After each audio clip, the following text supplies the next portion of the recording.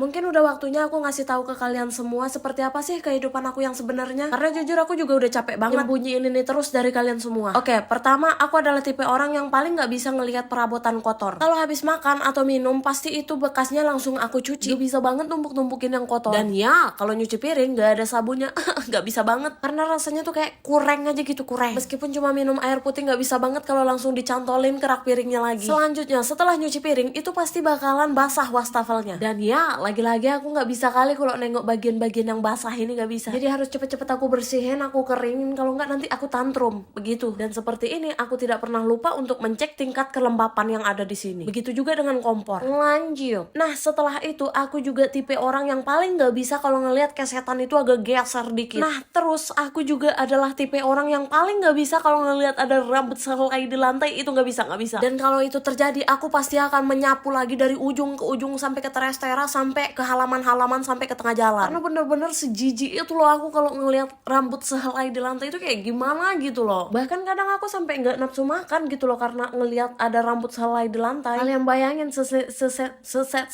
sesensitif itu aku sama kebersihan. Nah, kalau kayak gini kan enak, nyaman, enak diinjak. Selanjutnya, aku mau istirahat. Meskipun begitu, kalau aku melihat kasur itu tidak simetris taruhnya ya, aku nggak bakalan mau tidur di kasur itu sebelum kasur itu aku rapihin dulu. Aku nggak bisa tidur di atas kasur yang spraynya itu antara sisi sana sama sisi sini nggak sama panjangnya. Meskipun beda sesenti, nggak bisa. Aku pun nggak bisa. Kalau aku paksain tidur di atas seperti itu bakal bikin aku drop dan harus dirawat inap 3 hari. Lanjut. Nah, aku juga adalah tipe orang yang paling nggak bisa ngelihat barang yang berserakan begini. Karena itu akan bikin aku sesak napas nantinya. Dan aku kadang heran banget ya ngelihat orang yang bisa hidup kotor gitu. I mean kayak, lu tahu nggak sih kalau kebersihan itu adalah iman?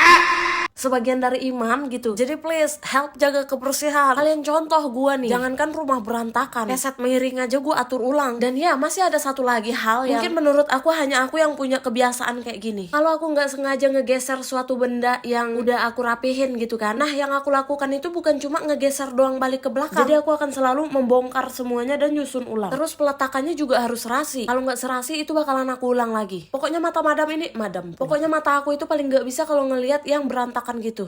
Tata.